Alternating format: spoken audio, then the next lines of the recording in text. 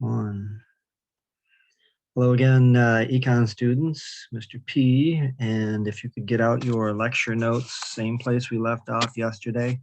We're going to do a continuation of supply, demand, and equilibrium. We're going to pick up, yesterday we were talking about disequilibrium. What if the prices were set too high or set too low, and how would the market fix itself in those particular situations? And so I'm going to go ahead and start right away by sharing my screen again. And if you remember this slide, we started off while we were talking about the story of the Barney banjo and how my son was wanting that Christmas gift, and the price was set too low, so therefore there was a shortage. And eventually outside forces like a black market like eBay would set in and drive those prices upward toward equilibrium. And and that's how markets naturally will fix themselves. If you set the price too high, stores acting out of their own greed will have a sale because they don't want those items sitting around, and that drives the price down to equilibrium. If the price is set too low, in the case of the slide that we see here, eventually stores will start to raise the price, thereby bringing that to equilibrium.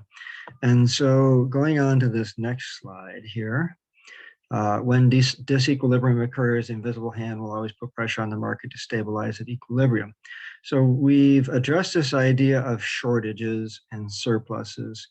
What we're going to do next is talk about these concepts, these government interventions called price ceilings and price floors. Now, I want to start off by showing you that a price ceiling actually is something that is set below equilibrium. Now, if I were to put a price ceiling right here, and this is an example of a price ceiling, this solid line here, I would put a price floor up here. Now, this is confusing to people because if you were looking at this graph as if it were a side view of a room, then up here, generally, we would think that's the ceiling, and then this is the floor. But in economics, it's the exact opposite because we have to think about where is the goal? The goal is to get to equilibrium. Price always wants the pressure is always to get to equilibrium. And what would stop it from going upwards? And that would be a ceiling. So you can't go higher than a ceiling, as you see my cursor bobbing up and down and hitting this ceiling. The price wants to get to equilibrium, but there's some sort of restriction, some sort of law, some sort of government controlled restriction that's not allowing that price to get up there. Likewise, in a few slides, we're going to see price floors. And with price floors, they're going to come across the top here. And in that case, prices are going to try and go down to equilibrium, and the price floor is going to stop that from happening. And I'm going to give you some examples of those types of price floors in just a moment as well. So at market equilibrium is where where the forces are driving through the invisible hand, Adam Smith's invisible hand, trying to get here to market equilibrium, where supply meets demand. So what are these price floor and price ceilings? Generally, in the case of a price ceiling, imagine an instance or a situation in which the government feels like the price is too high.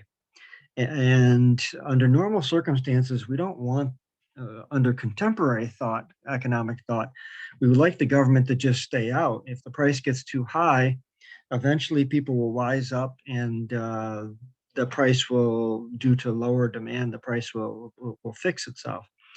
But in the case of less than contemporary, older economists would sometimes feel like they have to intervene in the market. And this would be a price controls called a price ceiling. And so let's take a look at scenario one. I'm going to quit sharing here for a moment and stop my